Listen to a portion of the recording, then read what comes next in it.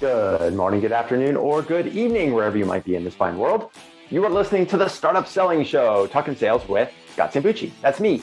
Today's episode is a guest episode, and today's guest is Jason Bay. Jason is now a two-time guest on the Startup Selling podcast. And in fact, the first episode that I did with Jason about 2 years ago is how he and I got to know each other. What we're going to talk about today is outbound. We're going to talk about outbound prospecting, cold emailing, cold calling, everything you need to do to start filling the top of the funnel. Let me tell you a little bit about Jason, and then I'll tell you a bit about the conversation we just had. Jason is the Chief Revenue Officer at Blissful Prospecting. BlissfulProspecting.com is the website. And with Blissful Prospecting, he helps sales teams remove the stress from prospecting. His sales experience dates back to 2008.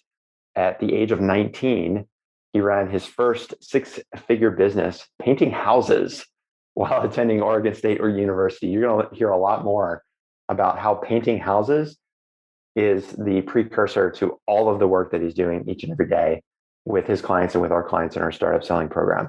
Over the course of his career and his work as a sales trainer and sales coach, he's worked with hundreds of sales reps, and personally, he's closed millions of dollars in revenue over his career.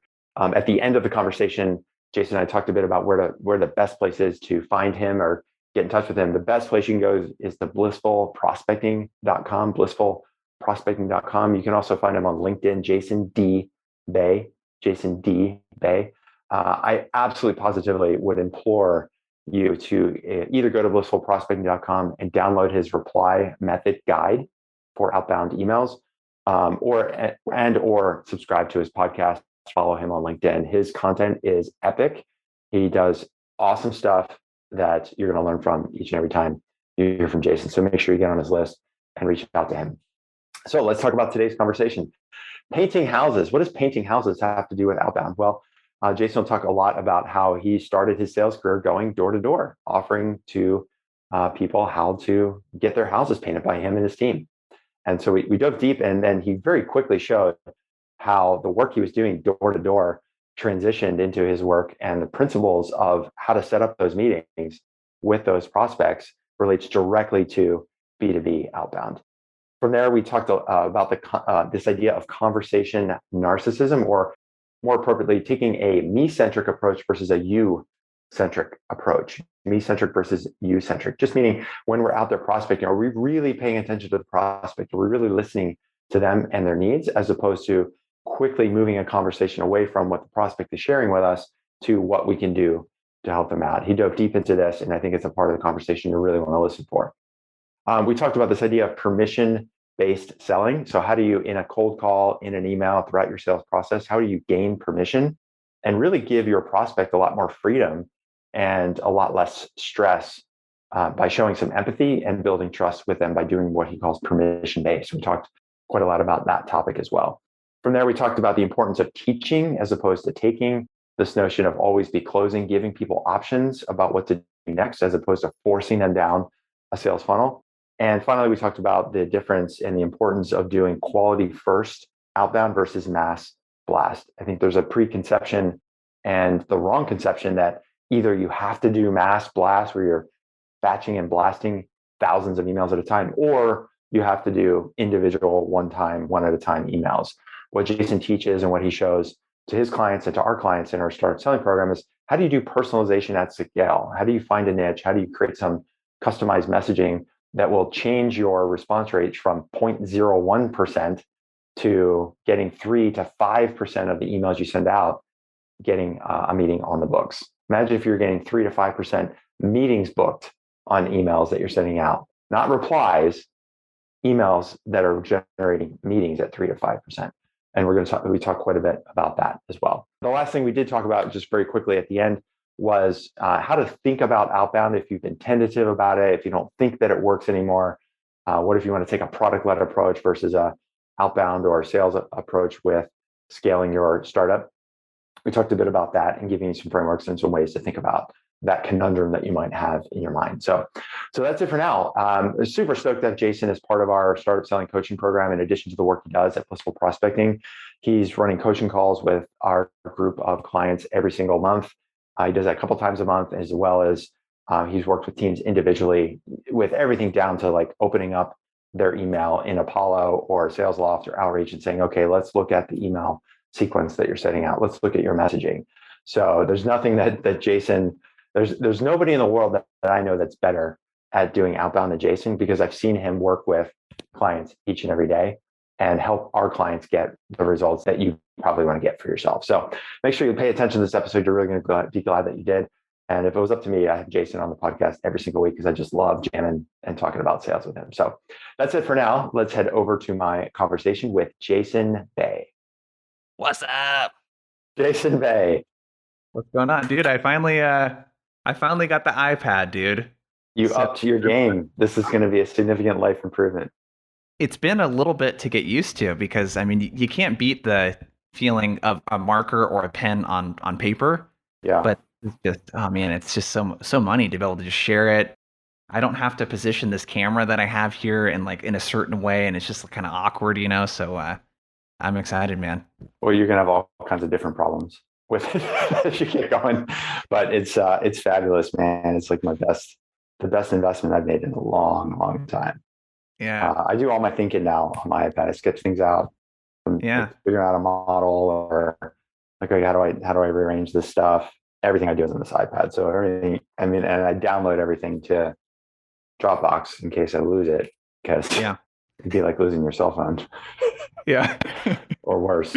Well, look, man, I'm thrilled to have you back on the show as number 2. And we first got to know each other because you were a guest on the show. Yeah. It's been almost 2 years, I think, since we first had you on the show.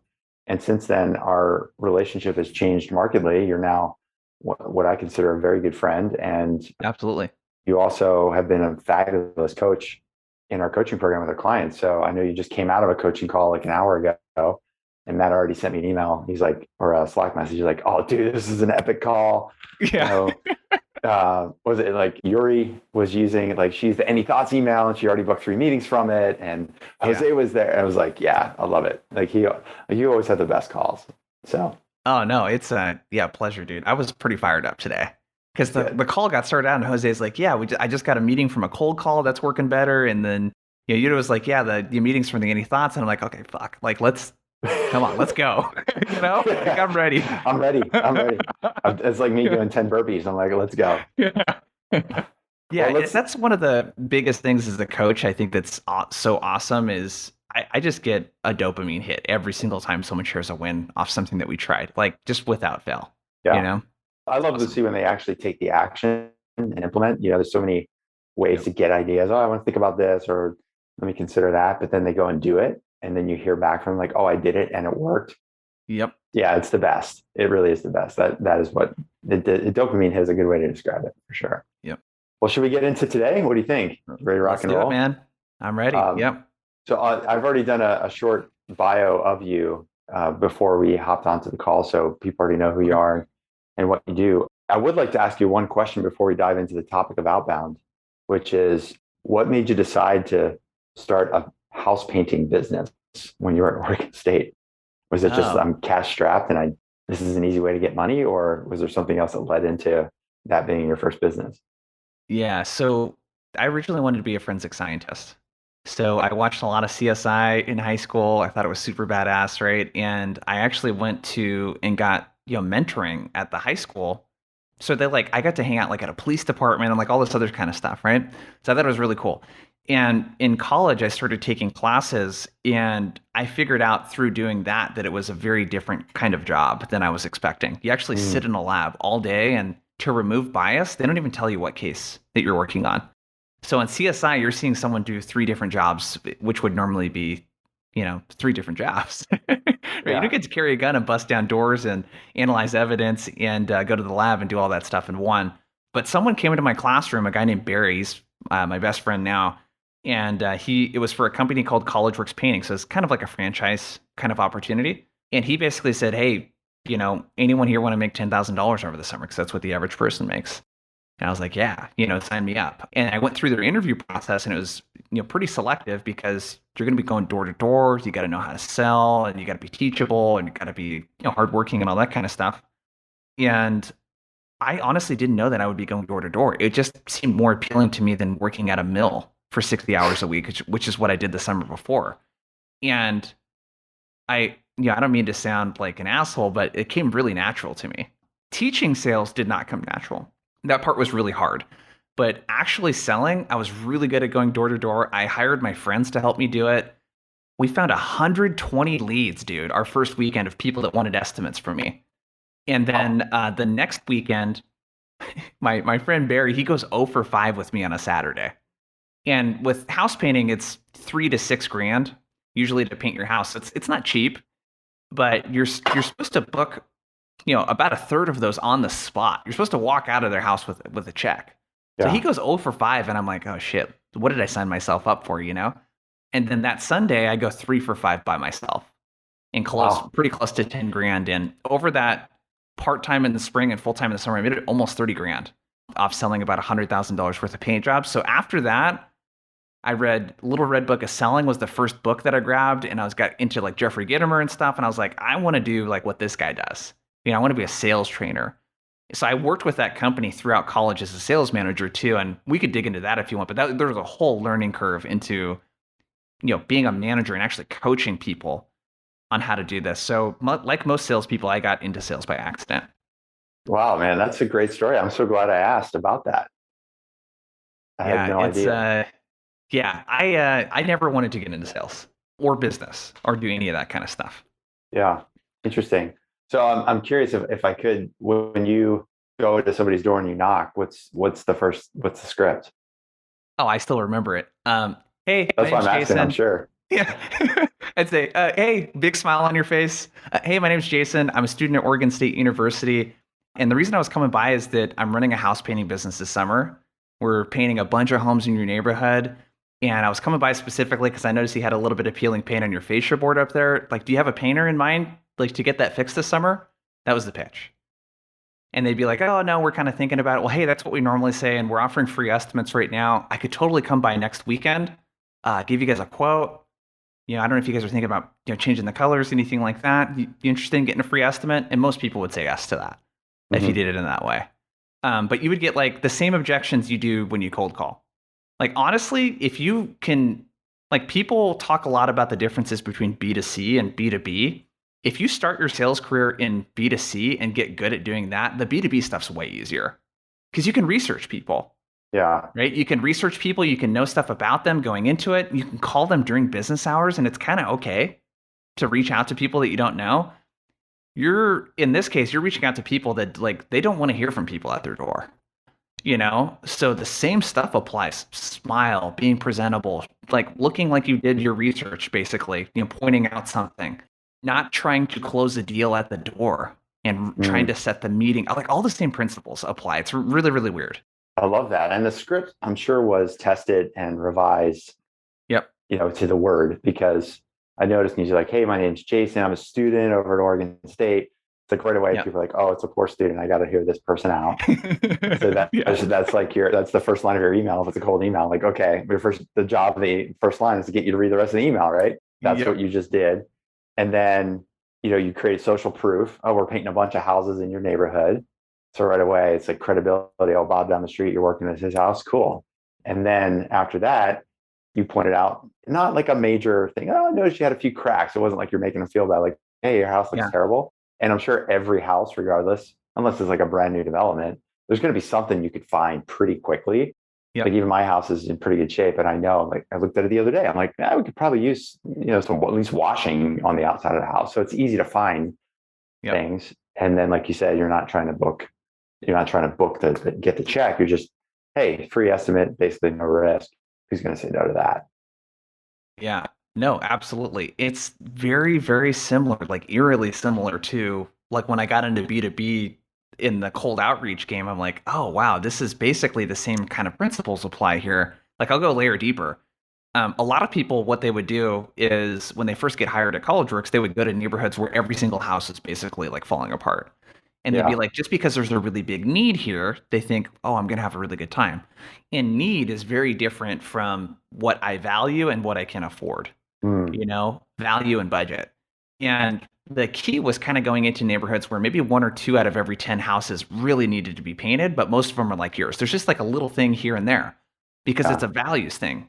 You have a nice house and you probably give a shit about what it looks like and taking care of it, right? So, and another thing we'd look for is, nice landscaping, nice cars. Like, do these people look like they care about the visual appearance of their home? Hmm. Because selling to someone based on a commonality in value is way easier than trying to convince someone to fix something that they don't really care about fixing or that they can't afford to fix. That was like kind of the other big thing too. The B2B lesson. Don't just like look for people that need your stuff. Like go a layer deeper and think about how can I find people that value automating their welding solution, value being smarter with their marketing data and not wasting, so much, Hmm. value creating an e-commerce experience for their customers on their website so they don't have to pick up the phone or send an email when they order stuff.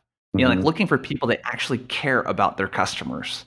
That's a really, really big thing in the B2B game that again is way easier to find when you're selling B2B. Yeah, that's a good perspective. As you were describing some of those values, I started thinking about my experience at Blend when we were looking for our first customers, the top 100 lenders. It's not a big market because we were super targeted on those top 100. However, certain banks had a very specific initiative around customer experience or client experience. So, like I've been banking with First Republic Bank now for 20 years. Like I Yep. love First Republic because it's so customer centric. Guess who happened to be one of our first pilot customers? We got an Right. introduction to the COO. We knew they valued customer experience. We knew they wanted to compete with the rest of the big national banks, still considered a regional bank back then. And so it was like very easy to slide in a $150,000 pilot based on customer experience, client experience. Yep. So those are the most important for us in the early stage because then it created social proof. Oh, First Republic's doing a pilot. Well, if they're doing a pilot and they care about client experience as much as they do, gosh, we should probably do it too because they're going to continue to grow if we don't. Exactly. Yeah, I like Yeah. to look at think about the difference between Walmart and, like Target, for example. Walmart, their goal is to be the lowest cost provider. So if you're trying to help them improve the customer experience, that's a way harder sell than Target, who in my opinion is doing the best job through the pandemic of like curbside delivery and Yeah. like really creating a seamless way to interact with them and be safe at the same time. So just like outward stuff, it's pretty obvious actually when you start to do a little bit of research and look at this stuff. It's pretty obvious, what companies are going to value. Yeah. We used to call it Target. Yeah, I You still heard call it that? Target. You just don't call it Target. Where did that come from? I thought that I was think like it was because it was more of an upscale discounter where you walk in and it was more about customer experience. While you still yeah, get great prices, it definitely is a yeah, different layout. And like we have a Target in Davis, and there's a Walmart that's actually geographically closer to our house and easier to get to on the highway in the next town over. But I go to Target just naturally. I like shopping at Target versus the yep, Walmart, and because it's one of those super Walmart things, so you can like buy tires and then go get donuts if you want to. And I'm kind of like, I hate those places. Target's yeah, big, but it's manageable.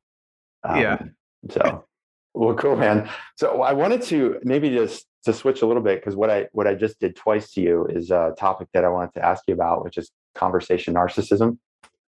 Okay. Because you started talking about your experience, and I was like, oh, when I was at Blend, I did this. And you were talking about Target. I'm like, oh, and I go yeah. shopping.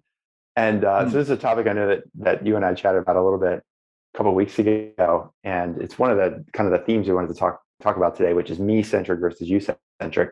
So I'd love to hear you talk a little bit about this concept of conversation narcissism and how it applies to outbound sales. Yeah, I call it prospecting narcissism in Outbound. This concept really came from I'm forgetting the book. It's something that my wife Sarah brought up, and there's kind of like two ways that we can respond to people. There's ways that we can respond that get them to open up and share more, which is a support response, and then we have things that are a shift response where we completely deflect what they're talking about and then make it about us. And we do this every day in our personal lives, right? It's if we hop on a call and you notice the guitars that I have in the background, you're like, oh, hey, nice guitars. Do you play? And I'm like, yeah, I do play. And then it immediately goes into, well, hey, I play too, and I'm learning this song. That's a shift response. It doesn't get me to lean in, and it doesn't really make me feel like you're actually interested in that thing. How does this apply to sales? Well, salespeople, we do this all the time too, because And it's not anything that has ill intent. It's you get so excited to help someone when you find a problem, right? As salespeople, we're like carrying around a hammer and like looking for nails to hit. You know what I mean?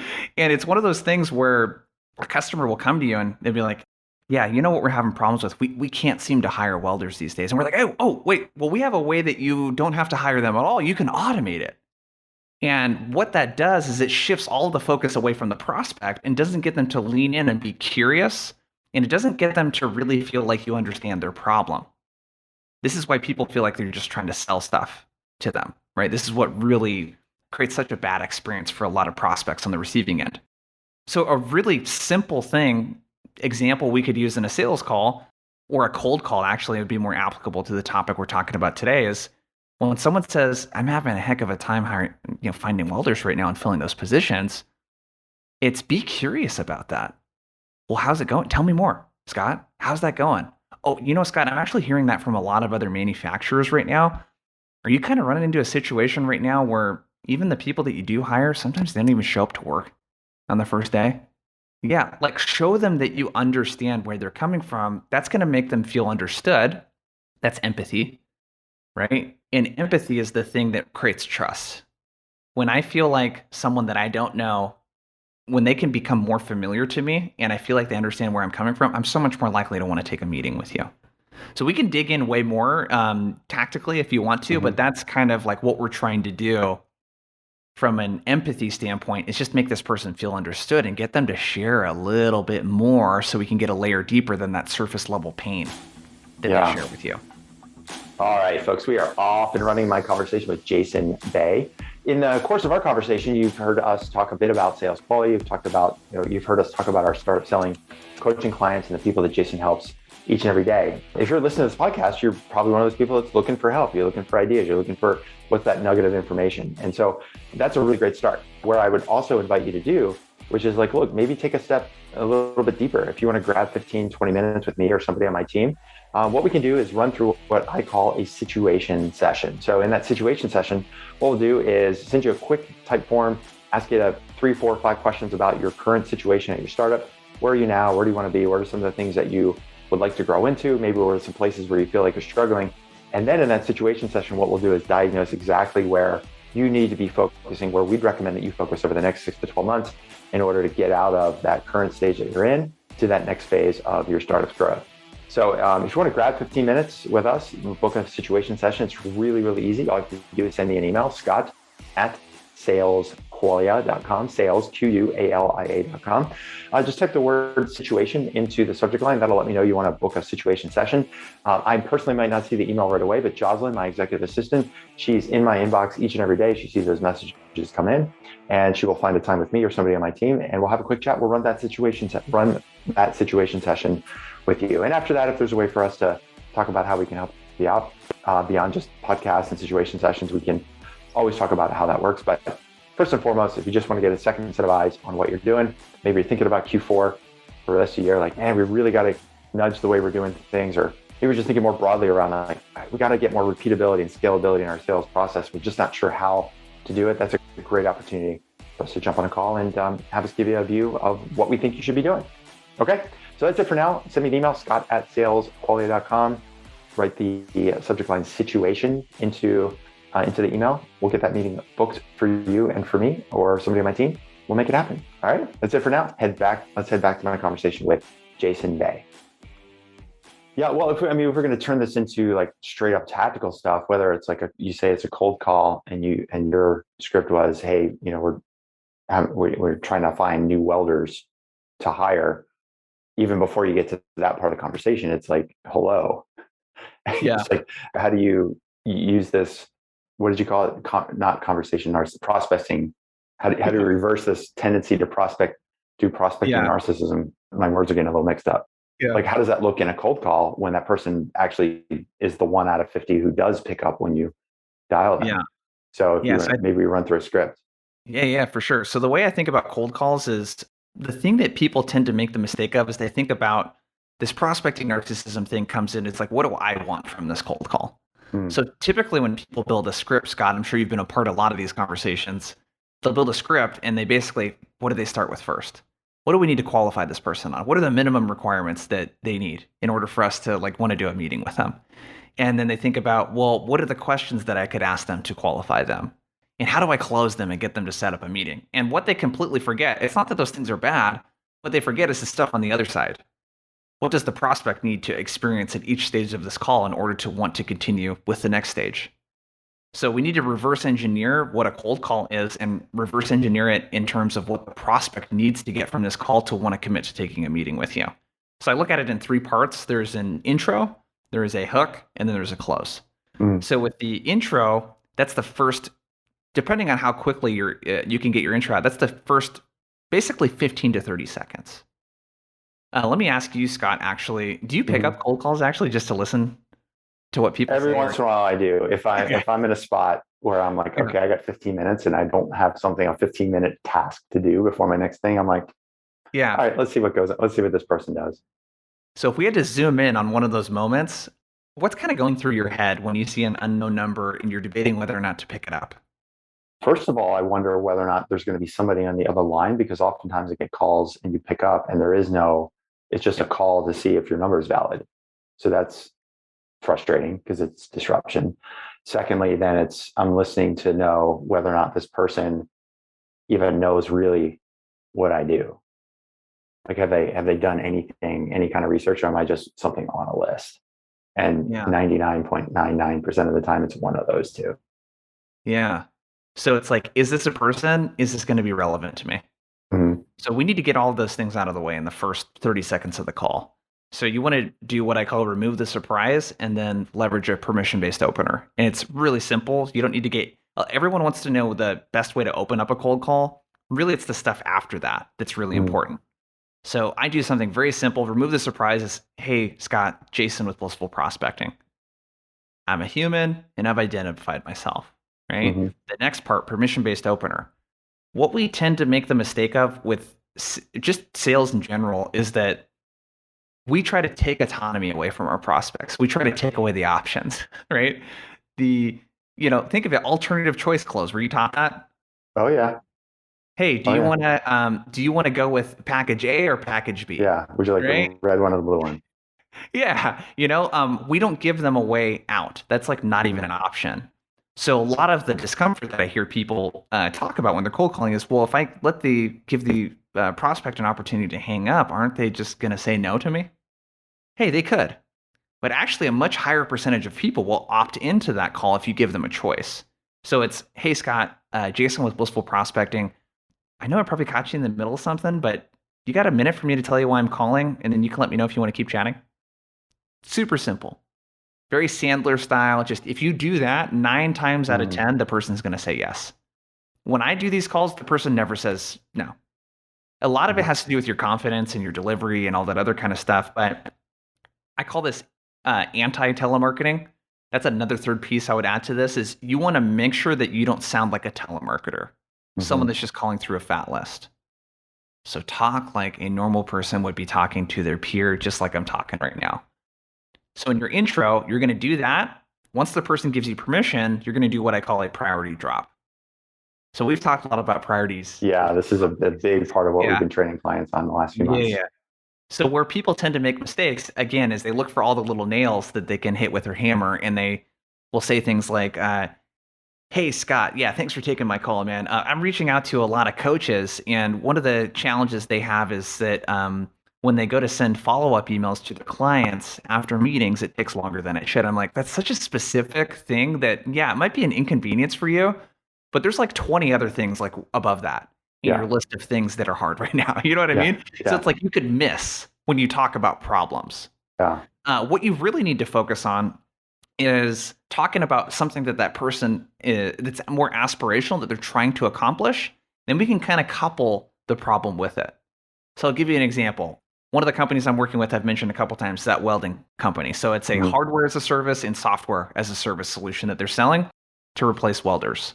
They know that VPs of operations, specifically what they're trying to do right now is if demand is really high, the last thing that they want to do is not be able to meet the demand because they can't put enough welders in place and they have to push back orders.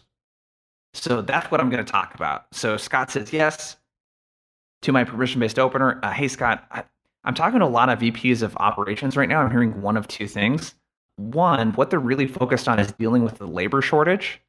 It's really tough to find welders right now. And what they're having to do is potentially push back orders or not fulfill current orders in time, and they're losing business.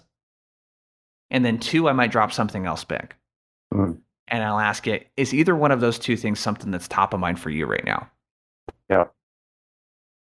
So I'm going to start big picture, high level, especially with executives. What is the bigger thing that they're trying to accomplish? Everyone's dealing with that labor shortage, and how is it impacting this person? A VP of ops, the only job is like resource management. Dude, do we have the tools and people in place to like keep up with sales? Mm-hmm. And are we doing that profitably? That's the only thing that the VP of operations care about. But it's got to be specific enough to where I'm talking about the welder thing. I'm talking about pushing back orders. I'm talking to a lot of VPs of operations, and they want to make sure that they can keep up with sales. It's like, well, yeah, every single VP of operations in every industry is thinking about that. You got to add some nuance in there around the welder situation, the pushing back orders thing, the not being able to keep up. So I'll go ahead and pause there. That's what we want to get out in that first 30 seconds. That's super, super important.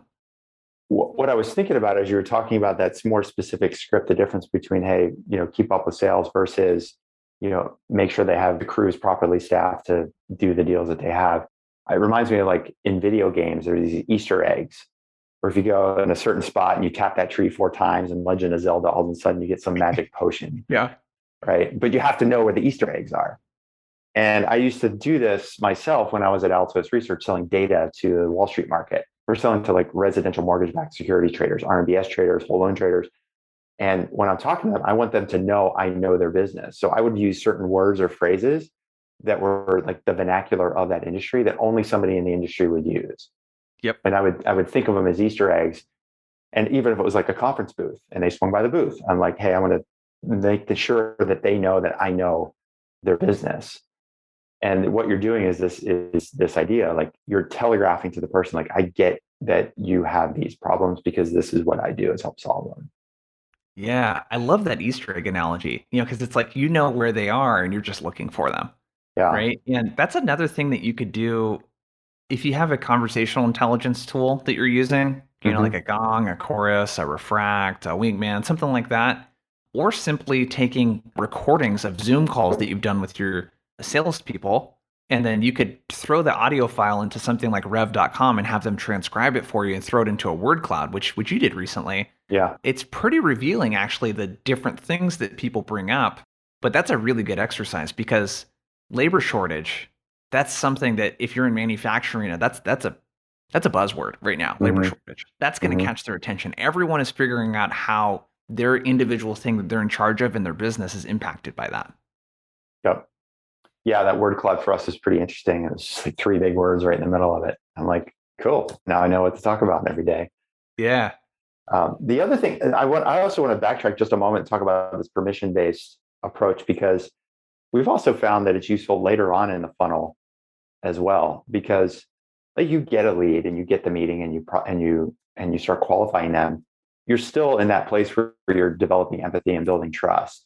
If you go too fast, you have to make sure that you don't go so fast that they feel like now they got into the call. It's almost like, oh, no, I said yes to the meeting about the condos, and now I'm stuck here for the next 4 hours getting pitched on why I should do a timeshare. Yeah. Like, oh, it sounded good at the time, but now here I am stuck in this room for 4 hours or 8 hours, right?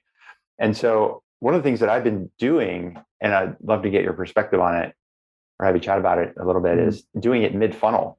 So we've, like my own situation, I have a team that I've worked with in the past, and they went through a situation. They were going to go through acquisition, and a lot of stuff happened in their business. And now they're kind of coming back around, potentially working with us. So I had a call with the founder, and then I talked to another person on his team, and I collected like some nuggets of information about what's going on in the business. And I was like, how do I tell this person he's got to make some adjustments without me sounding like I'm just yakking on him, Yeah. And so I sent a note to him on email. I was like, listen, I chatted with you. I chatted with your colleague. I've been taking a ton of notes. I want to share them with you. But before I send them, is it okay that I send them to you? Because I know you got your heads down, focused on the plan that you've got. And I don't want to disrupt you from executing on what you've already decided you're going to do. Would it be okay if I sent it? And he was like, yeah, dude, I would love to hear what you have to say. So I'm almost like getting him to ask me for what I have by Yeah. using this permission based. So Yeah. I think this is like important as a concept. It's not just prospecting, but anytime you're getting through the funnel, you got to make sure Yeah. that you're checking in to make sure, is it okay if I share this information? Are you ready to receive it or not? Because if you're Yeah. not, then it's not going to be a good use of either of our time. I love it. It's an opt-in. Like, think about, Yeah. you ever had someone sit there and just go on and give you advice, and you're just like, dude, I'm good, man. You're thinking to yourself and you just want to cut Yeah, them off. You do not want to do that to a prospect exactly. because you'll get ghosted. They're just not going to tell you. People are not going to be rude to you in most cases. I just did this today, actually, in a discovery call. I was talking to a woman. She just got 9 months ago, joined this company, and she's in charge of sales enablement, which is a common persona that I sell to. And right now, they're trying to do some more enablement so they can drive more meetings across their SDR teams and a bunch of other stuff. But she's got someone starting in 2 to 4 weeks that's going to head up enablement specifically for SDRs. And what she said a couple times in the call was that that person's going to help me get really good insights into how you can help us.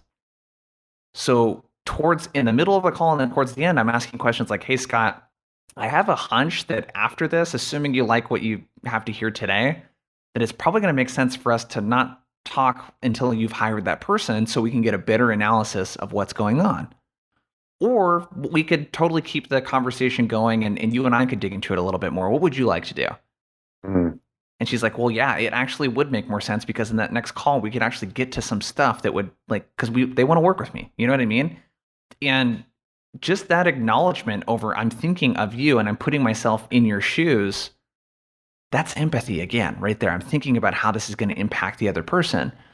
And I'd rather meet with them in a month than meet with her next week and then talk about stuff again that's just not going to like move the deal forward at all. So I love these permission based questions throughout the entire sales process because you're giving people an opportunity to say no. And what I've learned in my sales experience is that for a lot of people, rejecting someone else is just as hard as being rejected. So mhm. unless you give them an opportunity to say no to you, you're probably not going to get very honest feedback from people. You're probably not going to actually know how they feel unless you give them a choice. I think that's why a lot of proposals, when they get sent, they go dark Yeah. because people, they ask for proposals because they don't want you to feel like you did all this work with the demo and the discovery and everything else, and they're not interested or the timing's not right or they're not the decision maker. And so the easiest way in their mind to get off the hook is to go, well, I'm going to let the salesperson send me a proposal because that's what salespeople do, and that'll keep them Yeah. busy and feel like they've succeeded. And then they send it to me, and then I'll ghost them or I'll go dark, and that Yeah. way I don't have to give them a direct Yeah. no. Yeah. And as a salesperson, I just brought this up in a call 2 days ago, which like there's three answers that you're going to get from people, which is yes, no, or not right now. Like the Yep. best answer is yes, let's get started. The second best answer is no, because at Yep. least you know where you stand in that situation, in that sale. So I like the idea of giving people an opt out because then it gives them a feeling of more freedom. Yeah. I'd rather not spend a bunch of time selling someone that actually is really not into it. You Yeah. know, I think there's one proposal that I've sent this year that didn't get signed because I won't send it until like the proposal is the busy work part of this. Yeah. They've already told me yes that they want to move forward and they've already Yeah. gotten buy-in from people and budget and all Yeah. that other stuff. So you shouldn't have people not signing after you send them proposal. It shouldn't get to that step, you know? Yeah. That's so funny because I had the same situation. We don't do proposals. People ask like, okay, well, now that it sounds like you can help me, why don't you send me a proposal? And I'll just tell them we don't do proposals and neither should you. And they kind of look at me weird. I'm like, if you want to talk about how the program works, and we'll just talk about it right now, and we'll knock it out. And then we discuss it, and either they're in or they're out, right? Yep. And I had this on a call yesterday with a client. One is something we've been working with them for a while, but their team's growing, so they kind of need something different. And they're thinking about like, well, maybe we should go work with somebody else now because we're a big team, and you guys are great for this phase. I said, well, let's get on the phone and just kind of talk about what you need. And we spent 35 minutes talking about the situation, needs analysis, discovery, getting through that. And then at the end, the last 20 minutes, I was like, all right, well, speaking of the iPad, right? I was like, I got a couple quick ideas. You mind if I sketch them out? Like, again, permission based. Would you like to see Yep. them? Yes, I would. Cool. All right. So I'm thinking we got this piece and we got this piece and this piece. Like, what are your thoughts on that? He's like, well, like, tell me more about that. I'm like, well, here's how this first part works. Okay, that's cool. We can just set up this custom course just for our our reps, okay, well, what about the second piece with the training? I'm like, well, we could do monthly or we could do weekly. What do you think? And then basically I'm getting him to give me the answers to the test. And by the time Yeah. we're done, I'm like, okay, so is this missing anything that you feel like you would need? And he's like, no, I think this is exactly what we need. I'm like, cool. Well, then why don't we just do that? He's like, okay, Yeah. yeah, I think we should. No, he's still got to go through, and he's like, let me know how much it's going to be and stuff like that. But at the end, I was like, he built the proposal. I just let him Yeah. along the way. And I know you've talked about this before, and like always be closing, teach, don't take. I know that's a big theme of what you're doing. And this idea of like, don't do proposals, get them to tell you what they want, and then make sure that before you send it, it's going to get approved. Yeah. No, absolutely. So on that topic of always be closing versus teach, don't take, a lot of the way that, the way that I was taught sales was like, dude, you go in and you bulldoze and you just keep asking until they basically want to kick you out of their house. And I did it in a really nice way. And I only got kicked out of one person's house, by the way.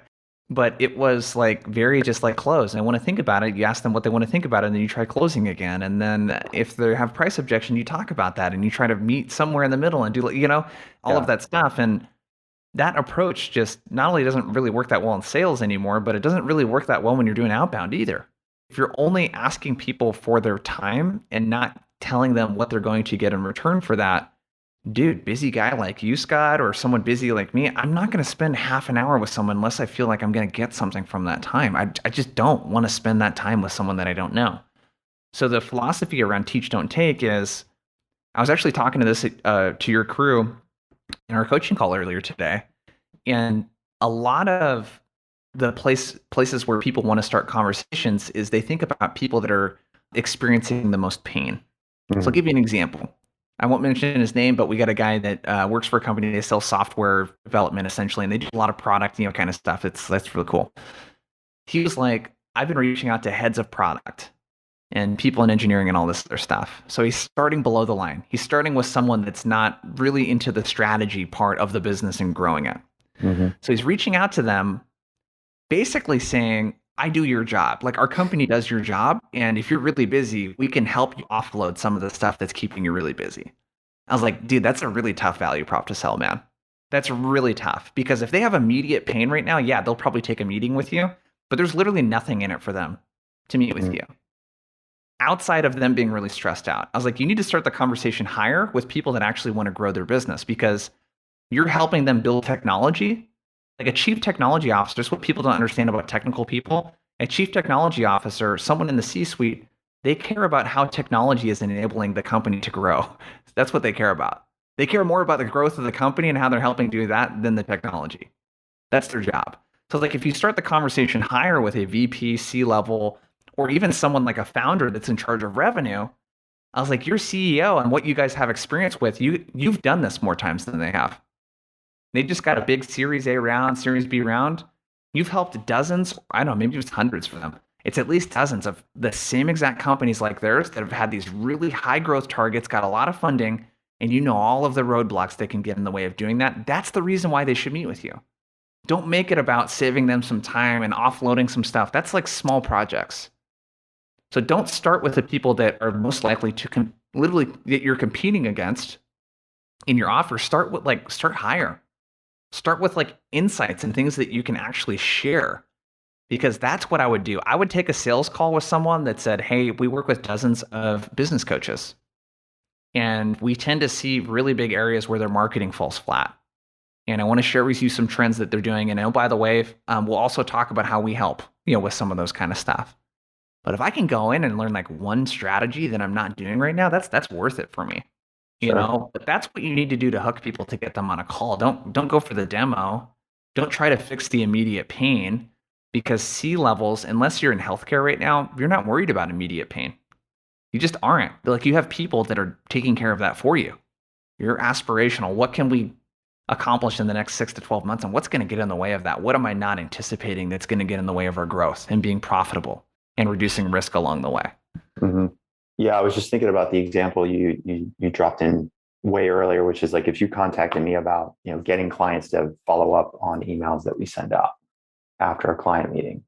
Like, I have somebody, Matt, like that's his job, is to make sure the clients after we have a big strategy session and talk through, okay, here's how we're going to work together for the next 3 months. His job is to help implement on that.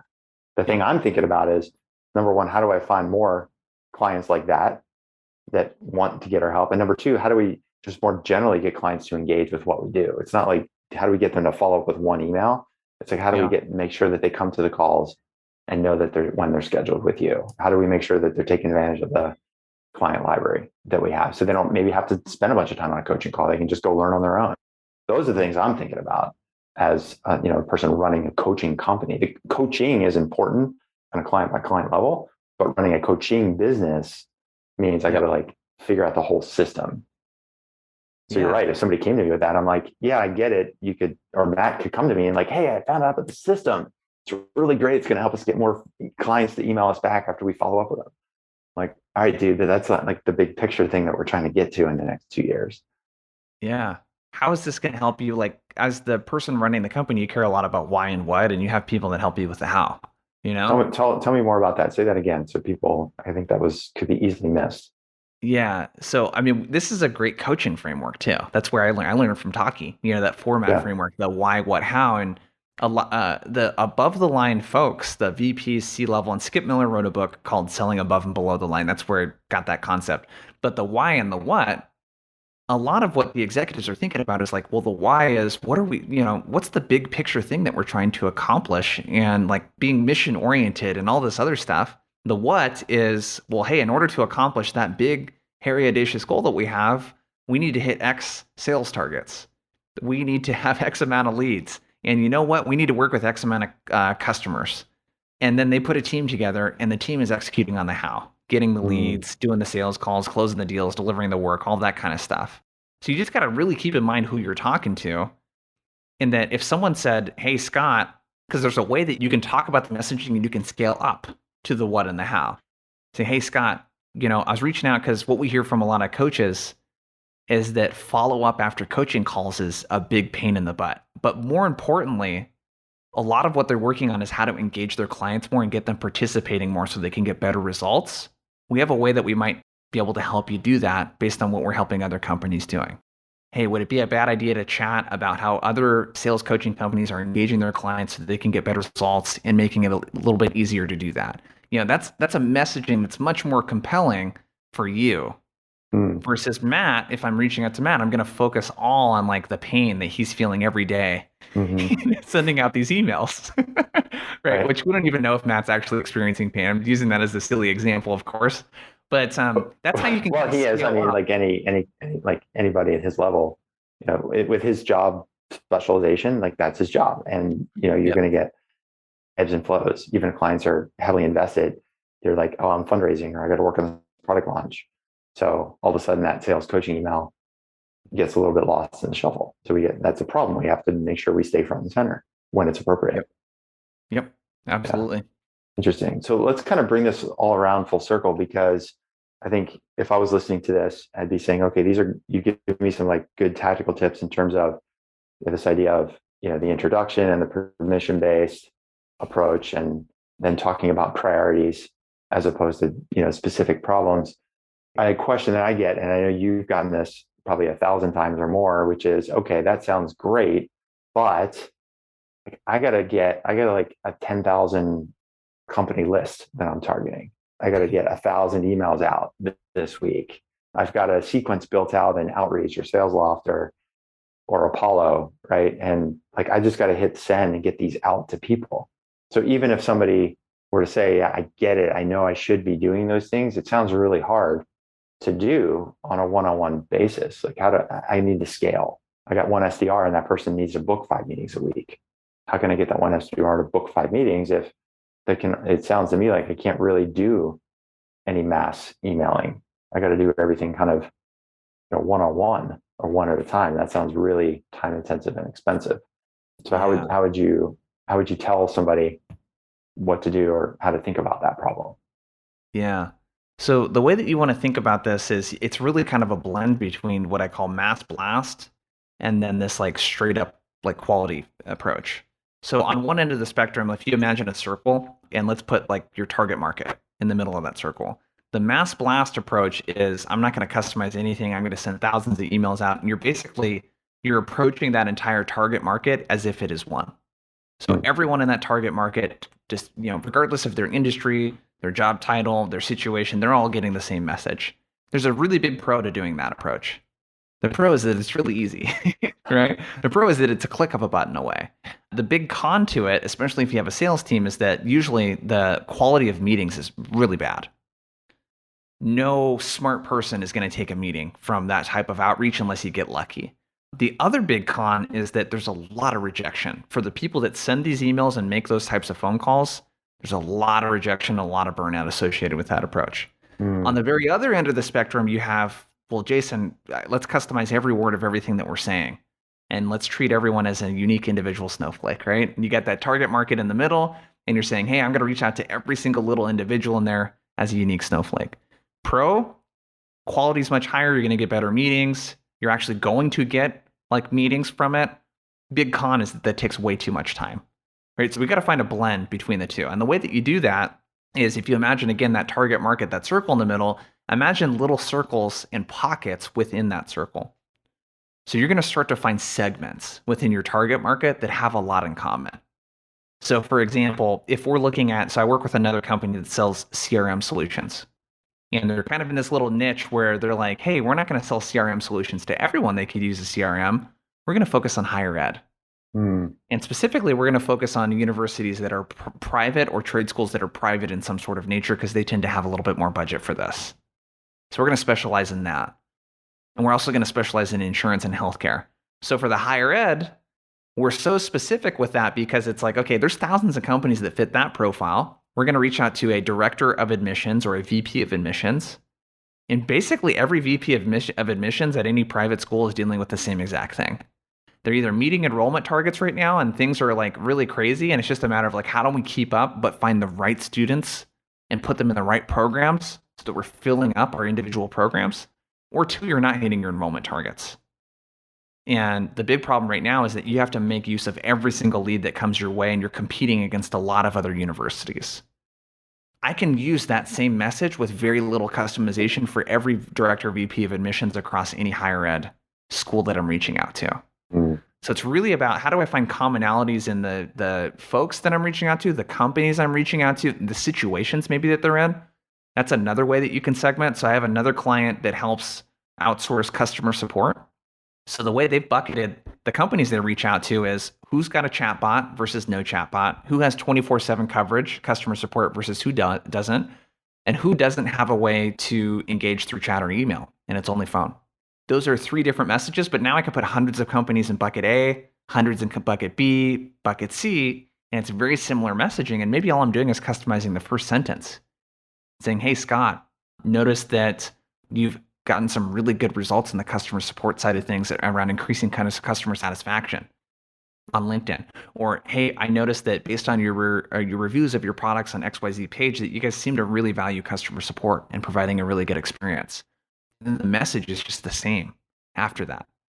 So you got to find those pockets. It's more work to set up front, but what you end up doing is getting a system where instead of you're getting 0.1% of the people you reach out to, so 1 out of 1,000 to get a meeting, you might get 3 to 6% plus of the people that you reach out to scheduling a meeting with you. So the volume's drastically lower. But when you do mass blast, remember, there's a lot of rejection. There's a lot of burnout your teams are going to face. It makes your brand look really shitty. The meetings are really low quality, and the success rate is just really low. You're burning through your target market super fast if you're emailing 10,000 people at a time. Yeah. And so we've had Aaron Ross come in and do a training on nail your niche. He talks about this all the time. And sometimes when people think of a niche, they think of something that's so small and finite. Like, how can I grow a $10 million revenue business in the next 3 years on a niche? Well, what you just described was a niche, but it's a big niche. It's private schools, in higher ed, and even the private schools and the trade schools have different nuances to them themselves. So even if you got 500 private schools and 200 trade schools, that's still big. And if you're getting 3% of those people taking a meeting, if it's 3% of 700 you're getting a meeting with, well, that's, 25, 30 meetings. And the quality of those is going to be really high, which means your conversion rates to the rest of the funnel should be pretty thin. Like we've talked about this with clients, especially early on. You almost want your funnel. People think about the sales funnel like I got to have a lot of leads at the top, and then it gets really narrow at the bottom. Yep. Like, why does it have to be that way? Like, why can't the funnel be like almost like straight up and down? Yeah. like we get a meeting because we have the right messaging, and then most of those turn into opportunities. And then because we've qualified them well, and because are good at solving the problem, a good chunk of those convert into paying customers. And it's not going to be 100% all the way through, but it all starts down all the way at the top is like getting clear on a niche, coming up with the right messaging. So you can do this mass, I don't know if it's called mass customization or personalization at scale is a phrase I've heard. But the value of that is, and like the burnout piece, I totally get from a salesperson. I used to do cold calling for commercial real estate. Oh, it's brutal. Yeah. It's brutal. Yeah. It's really brutal. Yeah. And the other thing I thought of, and I'd just be curious about your perspective on this, like if you want to, as a person, think about these numbers that you're talking about, Jason, like you send 1,000 emails, you get one meeting. If you yourself, if you're listening to this and you're a CEO, if you could check your inbox right now, Jason, and I could check my inbox or my LinkedIn emails, right? If I could tag every inbound or every email that was sent to me as a cold email and add them up on a pile, if I had a list of 100 of those and just looked at how many of those 100 actually addressed a specific problem or priority that I had, how many of would be good emails? Maybe 1 out of 100, 1 out of 500, where I would look at that email and go, oh, that's actually for me. Like I might actually need that thing. So the same almost statistical sample exists in your own inbox. We're all getting those crappy emails and emails. I talked to a founder this morning. We joked about how she probably got 7 before lunch today because she's a CEO, founder of a company. Yeah. So if you hate getting that stuff and you know it's worthless, why do it? Yeah. Why do you ask your sales team to do the thing that you would never respond to yourself? Yeah. I tag these cold emails. I think you may have seen me share some of this stuff, but when I train a company now, that's one of the very first things I do is I open my inbox and I have 405 cold emails tagged in here. And Scott, not like literally out of those 400, there might be 2 or 3 in there that are actually good cold emails. Exactly. Every single one of them. I don't know if it's irony. The part that's weird, I'm like, dude, if you just looked at what I do for a living, I have a fucking guide on my website that helps you write cold emails better. You know what I mean? Even if you just said, I tried using the reply method, this is the best that I could do, that would get major brownie points from me. Yeah. You know what I mean? It's crazy. Yeah. That's really funny. One last question I had before we wrap up is what do you tell people when they say, well, look, cold email doesn't work, cold calling doesn't work anymore. Emails are, inboxes are flooded. LinkedIn doesn't work anymore. It's just a waste of time. I'm going to work on product-led growth, or I'm going to work on marketing, and we're going to get leads that way. So what do you tell people that have their doubts about whether or not this is still a viable way of lead generation? Yeah. Yeah, to me, it's not an or argument. It's an and. Let's do everything. Inbound is not better than outbound. Outbound's not better than inbound. Do everything. And what I would think about is the days of like, let's define what cold outreach is. Cold outreach, my definition is just reaching out to someone that didn't ask you to reach out to them. But there's varying flavors of that, right? On one extreme, you have, I'm just going to upload a big list of people in here, and I'm not even going to make sure that all of them are a good fit. I'm just going to reach out to every single person versus I'm going to research them, show them that I did the research, and I'm going to come with a really just narrow defined list of 100 accounts, 200 accounts, whatever it is. And my goal is to like get on their radar. And what you're not going to be able to accomplish through inbound is there are certain companies out there that they're not going to come to you organically. You have to find a way into that company, and outbound is the way to get into that company. So I would think about how you can make, you mentioned this inboundish. I talk about a lot, right? How do we get inbound and outbound to work together? So when you can find hand raisers from your content or whatever other stuff that you're creating, this works really well, mostly on a B2B standpoint, is like, those are people that you could call an email. They engage on your Facebook post, your LinkedIn post, your Instagram stuff. Like those are people that you can call an email. And you can find those hand raisers. You can throw webinars and get people to sign up and then call the people that sign up for that webinar.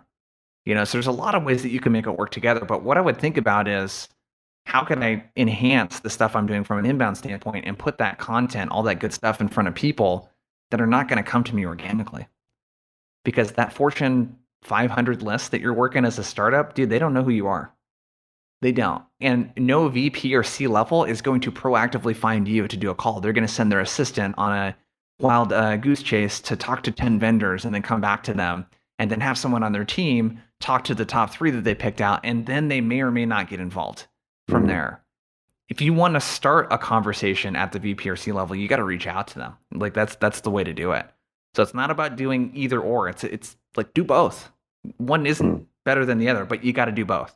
And the product-led growth thing, that might be a better fit for you if you have a really low deal size. But if you're selling something that's like 10, 15K ACV plus, it makes a lot of sense to do outbound, especially if you're selling something that's 50, 100K, plus, and you're getting into some of those big deals.